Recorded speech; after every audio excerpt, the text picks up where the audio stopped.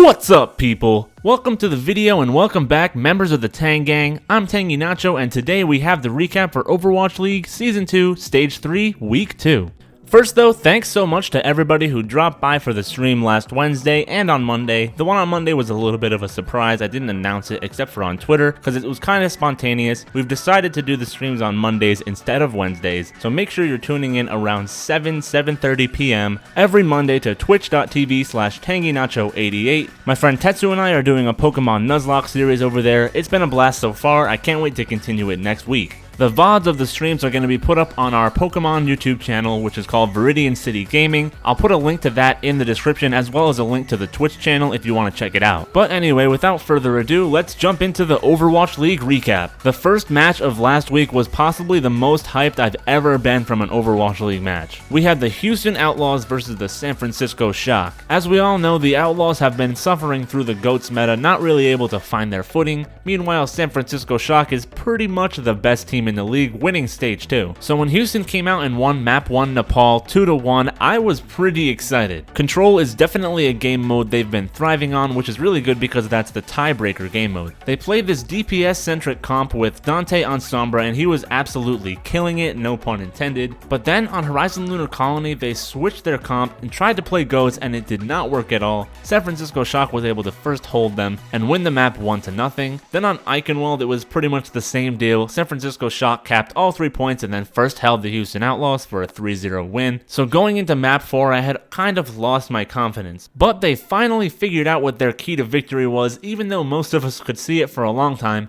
They put Dante back in on Havana, first held the San Francisco Shock and outpushed them to win 1-0 and force a map 5. Map 5 was Ilios, and the Houston Outlaws played Dante on Sombra again, hacking the planet and taking the victory 2-0 for the victory in the match overall 3-2. I was literally jumping up and down like a little girl on Christmas morning. I've been a Houston Outlaws fan since Season 1, and I'm so happy that they were able to get out of their slump and defeat the possible best team in the entire league. I'm so glad they finally figured out what works for them, and I hope they continue to do it throughout the rest of the season. The Shock had a really bad game, honestly. They couldn't figure out how to counter the Sombra when it was in. Obviously in the 3-3 matchup, they're the best of the best, so they didn't have a problem there, but countering Sombra is going to be something they need to work on. Next up, we had the Shanghai Dragons versus the Atlanta Reign, and this was another really hype match, honestly. Atlanta won the first map on Oasis 2-0, and then the Shanghai Dragons won a close map on Volskaya 5-4. The score on Numbani was again 5-4, but this time the victory went to the Reign, and then Havana was 2-1 for Shanghai Dragons to force a map 5.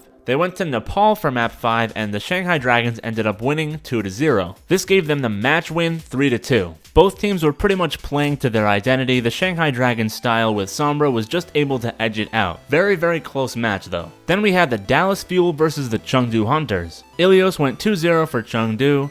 Paris went 3-2 for Dallas Fuel, Hollywood went 3-1 for Chengdu, and then Dallas couldn't quite pull off the win on Dorado to force a map 5. Chengdu won 3-2 and overall won the series 3-1. This one kinda surprised me because Dallas Fuel was looking really strong at the end of stage 2, and I thought this was gonna be their stage where they shine. But so far they have not shown that to be the case. I guess after the loss of RCK, I shouldn't expect them to be great in a Sombra GOATS meta. Meanwhile, the Chengdu Hunters have always wanted to play this style, so I guess it makes sense that they're doing better right now. After that, we saw the Hangzhou Spark face off against the Vancouver Titans. Vancouver took Oasis 2-0, but then Hangzhou struck back on Horizon Lunar Colony, winning 3-2. I had predicted that if anybody could defeat the Titans right now, it might be the Spark because they are on the up and up. And they made it really competitive on Numbani, but the Vancouver Titans were able to edge it out for the 3-2 victory, and then they won on Havana 1-0 to win the match 3-1. All things considered, this was a very close match, and I was impressed by all of the players on the Hangzhou Spark.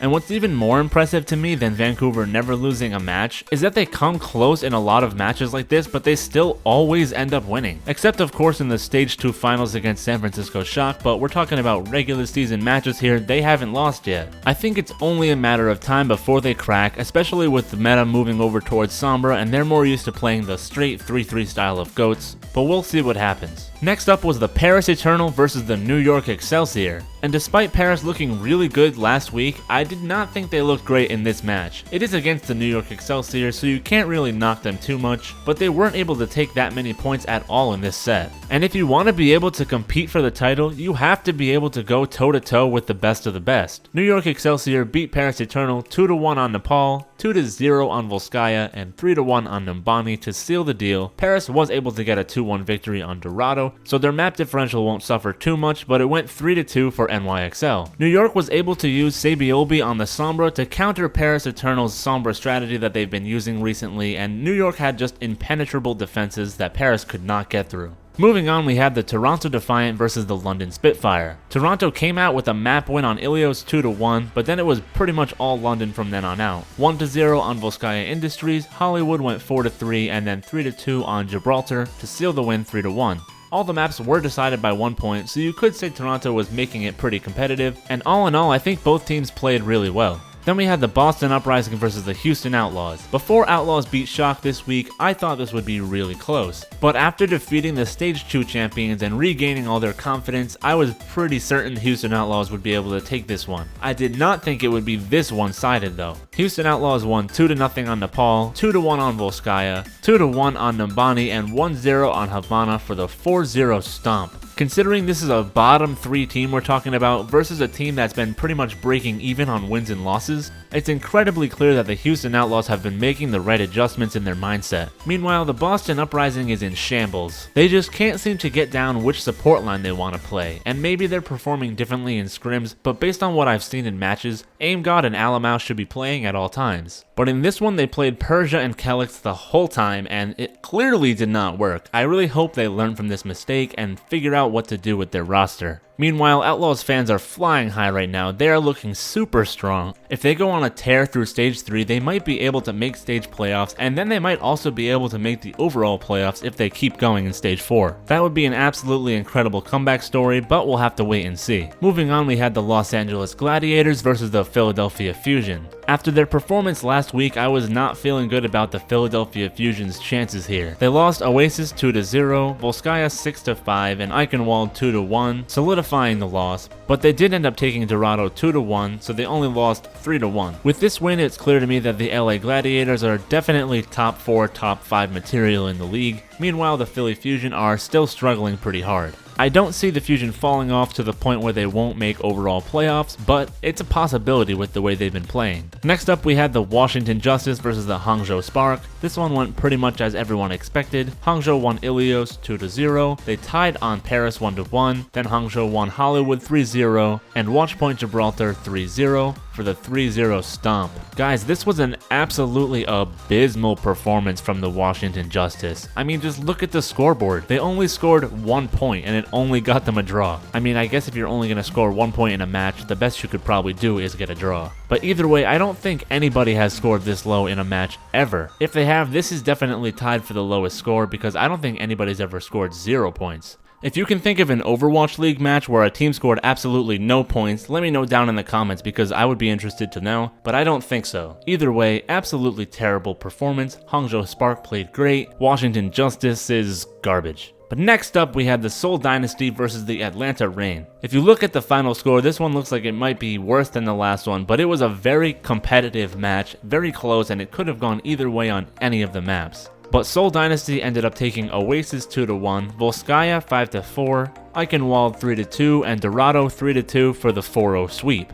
Now I say sweep and not stomp because like I said, this was very competitive. The Atlanta Reign played solid Overwatch, but the Seoul Dynasty was just able to edge them out. Next up was the Dallas Fuel versus the Vancouver Titans. And again we see the Dallas Fuel struggling without a Sombra player now that they've lost RCK. The Vancouver Titans won Ilios 2-0, Volskaya Industries 3-2, Eichenwald 3-2, and Dorado 3-2 with a 4-0 sweep. The Fuel do have solid 3-3 play, but it just can't stand up to the Vancouver Titans. Then we had the Guangzhou Charge versus the Los Angeles Valiant. The Valiant took Ilios 2-0, and then the Charge struck back on Horizon Lunar Colony 4-3. Valiant won 4-3 on Numbani and sealed the win with a 2-1 victory on Havana to win 3-1. The same story as last week with the Guangzhou Charge. They have a good Somber Goats playstyle, but they just can't seem to execute right now. Meanwhile, the Los Angeles Valiant are definitely on the rise, just like the Houston Outlaws, a team that was lower in the rankings but is now starting to get their stride. Maybe it really was fate that was the problem and fact fiction is carrying. I'm not really sure. I guess we could say that because you know how good fate is doing on the Florida Mayhem right now. Anyway, the Valiant did get the victory here. And next up, we had the San Francisco Shock versus Seoul Dynasty. I predicted that Seoul would be the ones to upset San Francisco, but I think maybe I was getting my mojo mixed up with the Houston Outlaws. I'm gonna say that's what it was, because this was not a great set for the Seoul Dynasty, let's be honest. San Francisco won on Nepal 2-1, Volskaya 2-0, Numbani 4-3, and Havana 2-1 for the 4-0 sweep.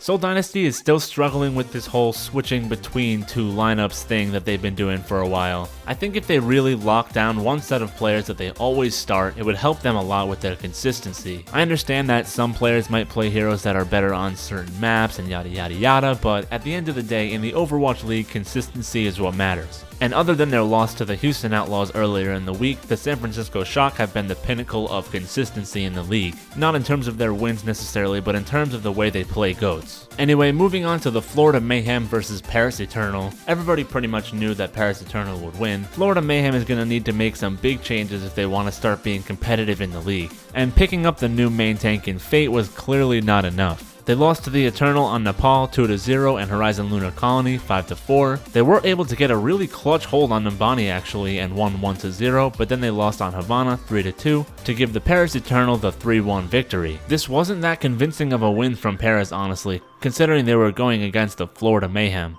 I'm going to need to see a little more dominance over the lower teams if I'm going to consider Paris Eternal a playoff contender. And speaking of playoff contenders, the next match was the Philadelphia Fusion versus the Boston Uprising. And while this might look pretty close on paper, it was in the first half, but not so much in the second half. Boston Uprising was able to get the 2-0 victory on Ilios and then draw on Paris 4-4, but after that, their attacks were really bad. And this is against a more offensive-minded Philadelphia Fusion squad. The Fusion first held on both Hollywood and Watchpoint Gibraltar to win 1-0 on each and take the set 2-1. These teams are both still technically playoff contenders and they're both around the same area in the league standings, but clearly Philly Fusion is not struggling as much as Boston Uprising is right now. For me, it comes down to the support line again for Boston Uprising. They still didn't play Aim God and I'm not sure why, but Philly Fusion got the better of them, clutched it out and got the victory. And to close out the week, we had the Washington Justice versus the Los Angeles Gladiators. And remember how the Washington Justice only scored 1 point in their last match? Well, they lost Nepal 2-0, Horizon Lunar Colony 2-0, Numbani 1-0, and Havana 3-1. So they got that 1 point again, but you can't be taking losses like this consistently in the Overwatch League. I mean, granted it is the Los Angeles Gladiators and they are a top 4 team right now, but come on. I can't get over the fact that this is a team built off of people who were playing in the Overwatch League on different teams, either last season or this season, and they cannot seem to come together to get any semblance of success. I don't know if it's a playstyle thing or a trust thing, but the tanks and the supports are just not playing together like they should be. This is the Overwatch League we're talking about, and regardless of who you're playing against, a team should be able to get more than 2 points in 2 matches. Anyway, that does it for the recap of last week. Let's go through the matches on this week and I'll give you my predictions for the scores. First, we'll have San Francisco Shock versus Boston Uprising, 4-0 San Francisco Shock. Then the Paris Eternal versus Houston Outlaws, 3-1 Houston Outlaws. Hangzhou Spark versus Dallas Fuel, 3-1 Spark. Shanghai Dragons versus LA Valiant, 3-2 Valiant.